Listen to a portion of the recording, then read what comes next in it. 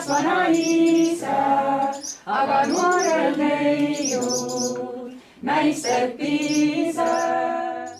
Ja kuulge, viimane võttepäev on meil. Viimane võttepäev, täna tuleb päris tihe päev. Meil on 2 võtet, 2 erinevat võttepaika. Üks on meil siin samas Liivimuuseumis, mis on esimene võte. Ja teine pärast siis lähme Peipsi äärde.